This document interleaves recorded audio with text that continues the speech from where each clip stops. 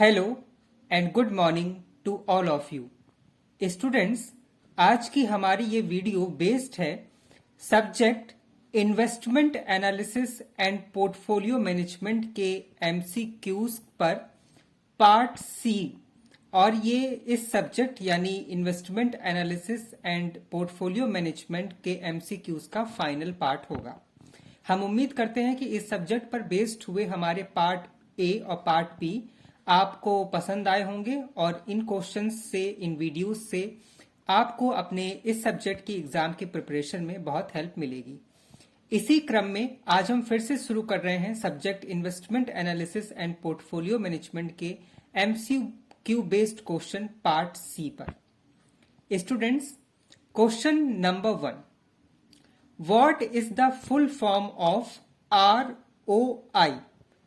Option 1 return on investment, option second return of investment, option third both A and B and option fourth none of these.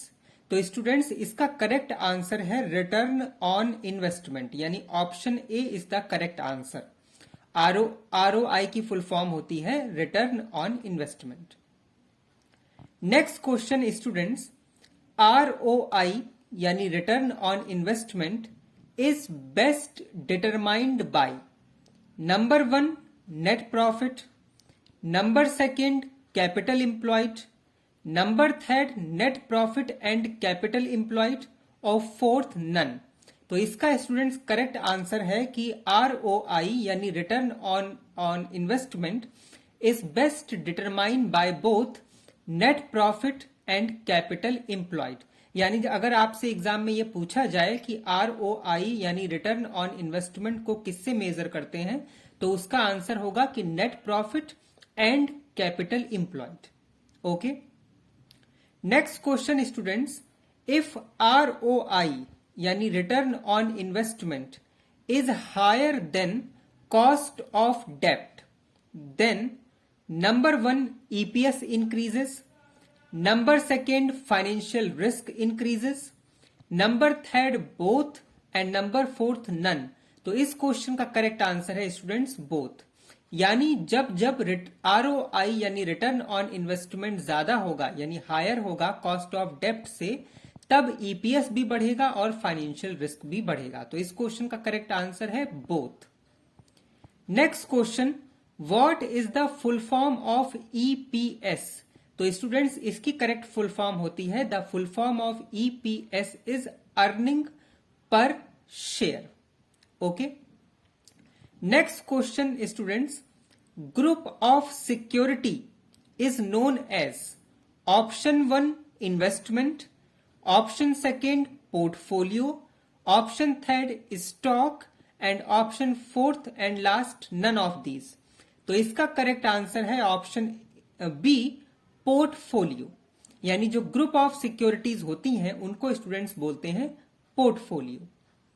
Next question students, market risk is best determined by, या इसको इस तरीके से भी पूछा जा सकता है, market risk is best measured by option 1 standard deviation, option 2 coefficient of variation, option 3 mean, option 4 all of the above. तो इसका करेक्ट आंसर है कॉफिशिएंट ऑफ वेरिएशन। यानी जब आपसे पूछा जाए कि मार्केट रिस्क को मेजर करने का सबसे बेस्ट तरीका क्या है, तो उसका करेक्ट आंसर होगा coefficient of variation. Okay, next students question है, portfolio risk is best measured by option 1 coefficient of variation, option 2 mean, option 3 SD and option 4 none of the above. तो इसका करेक्ट आंसर है SD। Okay, यानी यहां पर एक बात ध्यान रखिएगा, जब मार्केट रिस्क पूछा जाए तो उसको मेजर करने का तरीका सबसे अच्छा है जिसको बोलते हैं कॉफिशिएंट ऑफ वेरिएशन। और जब पोर्टफोलियो रिस्क को मेजर करने का तरीका पूछा जाए कि कौन सा बेस्ट मेथड है पोर्टफोलियो रिस्क को मेजर करने का, तो उसका करेक्ट आंसर है SD। ओके, और स्टूडेंट्स यहां पर यह भी नोट कर लीजिए कि the full form of SD is standard deviation. यानी अगर क्वेश्चन पूछा जाए कि एसडी की फुल फॉर्म क्या होती है, तो आप इसका फुल फॉर्म होता है standard deviation. Okay, next question students इस तरीके से आपके एग्जाम में पूछा जा सकता है, another name of stock broker, यानी स्टॉक ब्रोकर का दूसरा नाम क्या हो सकता है या क्या होता है। तो इसका करेक्ट आंसर है रजिस्टर्ड रिप्रेजेंटेटिव, यानी स्टॉक ब्रोकर्स को रजिस्टर्ड रिप्रेजेंटेटिव के नाम से भी बोला जा सकता है। अब ये एग्जाम में ऑप्शंस में इस तरीके से वो दे सकते हैं कि another name of stock broker is number 1 registered representative, number 2 unregistered representative, number 3 both, number 4 none of these या ऑल ऑफ द अबव, कुछ भी वो ऑप्शन में दें। तो इसका करेक्ट आंसर होगा रजिस्टर्ड रिप्रेजेंटेटिव।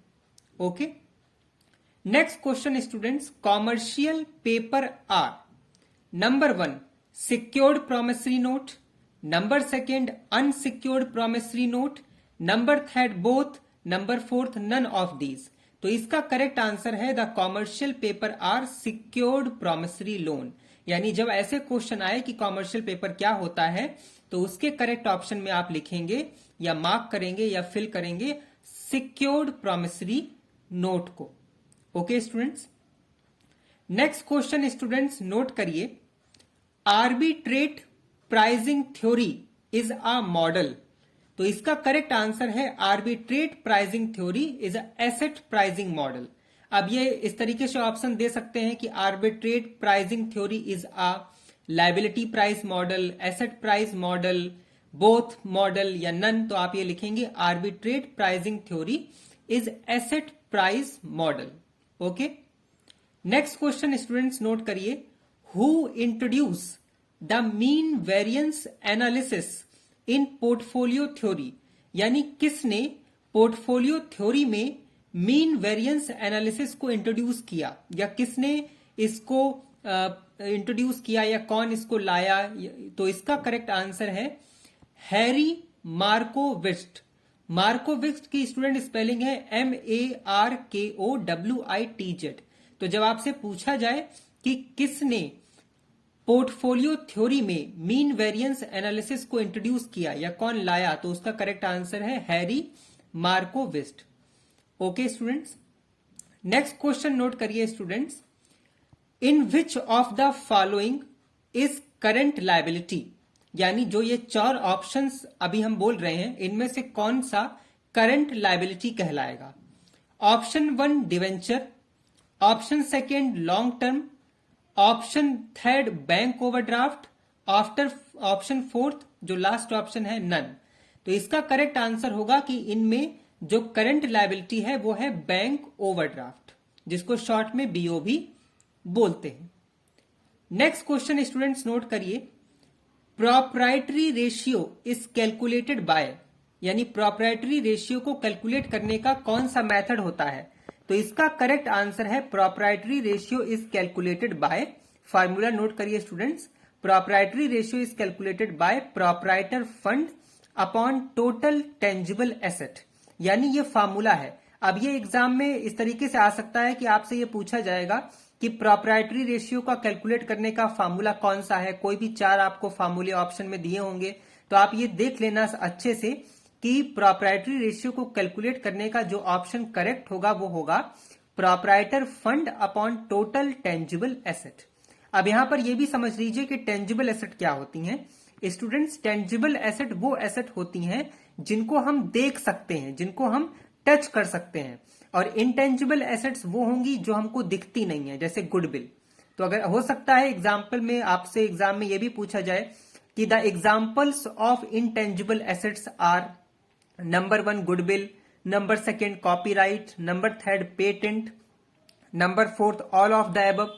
तो इसका करेक्ट आंसर होगा ऑल ऑफ द अबव, यानी ऐसी एसेट जो दिखती नहीं है, जिनको हम महसूस कर सकते हैं लेकिन टच नहीं कर सकते, तो उनके एग्जाम्पल होते हैं गुडविल, कॉपीराइट, पेटेंट। और जो टेंजिबल एसेट्स होती हैं वो जो हमें दिखती हैं, जैसे building, furniture, motor vehicle. Okay, तो ये भी ध्यान रखिएगा। Next question students, average stock is calculated bye, या इसको इस तरीके से भी पूछा जा सकता है एग्जाम में कि average stock is calculated with the help of number 1 opening stock, number 2 closing stock, number 3 both, number 4 none of these। तो इसका करेक्ट आंसर है बोथ, यानी जब भी एवरेज स्टॉक को कैलकुलेट करना होगा तो एवरेज स्टॉक को कैलकुलेट करने का जो फार्मूला होता है वो होता है opening stock plus closing stock divide by 2।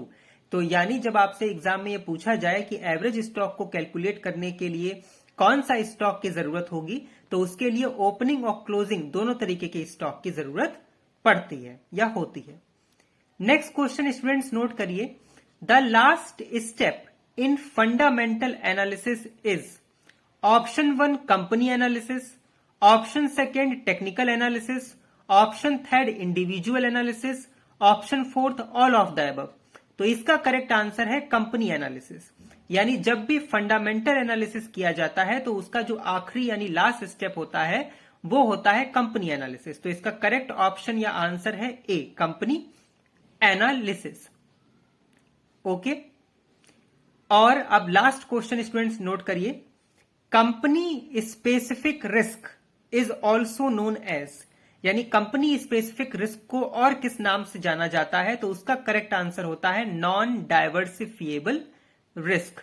तो अगर एग्जाम में इस तरीके से क्वेश्चन आए कि कंपनी स्पेसिफिक रिस्क को कंपनी स्पेसिफिक रिस्क के अलावा क्या बोलते हैं, तो इसका करेक्ट आंसर होगा नॉन डाइवर्सिफिएबल रिस्क।